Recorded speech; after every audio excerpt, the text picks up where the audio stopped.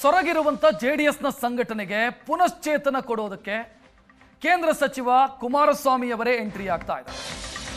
ಜೆಡಿಎಸ್ಗೆ ಪುನಶ್ಚೇತನ ಕೊಡಬೇಕು, ಸೊರಗಿರುವಂತ ಸಂಘಟನೆಗೆ ಚುರುಕು ಮುಟ್ಟಿಸಬೇಕು ಅನ್ನೋದು ಅವರ ಉದ್ದೇಶ.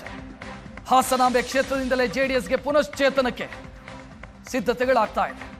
ಹಾಸನದಲ್ಲಿ ಎಲ್ಲಾ ಜೆಡಿಎಸ್ ಶಾಸಕರ ಸಭೆಗೆ ಮುಂದಾಗಿದ್ದಾರೆ ಎಚ್ಡಿಕೆ. ನಾಳೆಯಿಂದ 3 ದಿನಗಳ ಕಾಲ ಜೆಡಿಎಸ್ ಶಾಸಕರ ಸಭೆ ನಡೆಯೋದಕ್ಕಿದೆ. 3 ದಿನ ಹಾಸನದಲ್ಲೇ ಠಿಕಾಣಿ ಹೂಡಲಿದ್ದಾರೆ ಕೇಂದ್ರ ಸಚಿವ ಕುಮಾರಸ್ವಾಮಿ. ಜೆಡಿಎಸ್ ಶಾಸಕರಿಗೆ ಖುದ್ದಾಗಿ ಕರೆ ಮಾಡಿ ನಿಖಿಲ್ ಕುಮಾರಸ್ವಾಮಿ ಅವರು ಆಹ್ವಾನಿಸ್ತಾ ಇದ್ದಾರೆ.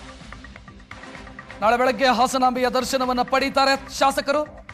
ಆನಂತರ ಕುಮಾರಸ್ವಾಮಿ ನೇತೃತ್ವದಲ್ಲಿ ಒಟ್ಟಾಗಿ ಖಾಸಗಿ ರೆಸಾರ್ಟ್ ಒಂದರಲ್ಲಿ 3 ದಿನ ತಂಗೋದಕ್ಕಿದ್ದಾರೆ.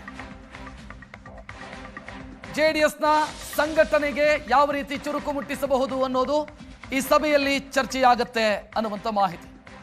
ರಾಜ್ಯದಲ್ಲಿ ಸೂಕ್ತ ನಾಯಕತ್ವದ ಕೊರತೆ ಕೆಲವೆಡೆ ಇದೆ. ಪಕ್ಷ ಸಂಘಟನೆ, ಮೈತ್ರಿಯ ಲೆಕ್ಕಾಚಾರಗಳು, ಇದೆಲ್ಲದರ ಬಗ್ಗೆಯೂ ಕೂಡ ಇಲ್ಲಿ ಚರ್ಚೆಯಾಗುವಂಥ ಸಾಧ್ಯತೆಗಳಿದ್ದಾವೆ.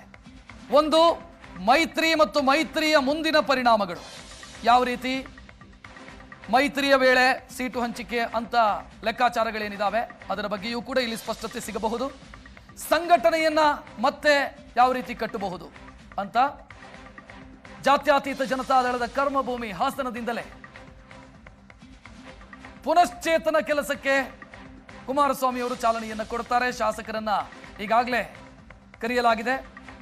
ಕಳೆದ ವಿಧಾನಸಭಾ ಎಲೆಕ್ಷನ್ನಲ್ಲಾದಂಥ ದೊಡ್ಡ ಮಟ್ಟದ ಹಿನ್ನಡೆ, ನಂತರ ಲೋಕಸಭಾ ಎಲೆಕ್ಷನ್ನಲ್ಲಿ ಒಂದು ಸ್ವಲ್ಪ ಹೆಚ್ಚಿನ ಪರ್ಫಾರ್ಮೆನ್ಸ್ ಬಂತು ಜಾತ್ಯತೀತ ಜನತಾದಳದಿಂದ ಮೈತ್ರಿಯ ಕಾರಣಕ್ಕಾಗಿ. ಸದ್ಯ ಮೈತ್ರಿ ಒಂದು ಕಡೆ, ಮತ್ತೊಂದು ಕಡೆ ಸಂಘಟನೆ. ಕೆಲ ಕ್ಷೇತ್ರಗಳಲ್ಲಿ ಜಾತ್ಯತೀತ ಜನತಾದಳಕ್ಕೆ ಮೈತ್ರಿಯೇ ಅಡ್ಡಿಯಾಗ್ತಾ ಇದೆ. ಬಿಜೆಪಿ ಮತ್ತು ಜಾತ್ಯತೀತ ಜನತಾದಳ ಸಮಾನ ಪ್ರಾಬಲ್ಯ ಇರುವಂಥ ಕ್ಷೇತ್ರಗಳಲ್ಲಿ ಮೈತ್ರಿಯಿಂದ ಮುಂದಿನ ಪರಿಣಾಮಗಳು, ಇದೆಲ್ಲದರ ಬಗ್ಗೆಯೂ ಕೂಡ ಈ ಸಭೆಯಲ್ಲಿ ಚರ್ಚೆಯಾಗುತ್ತೆ.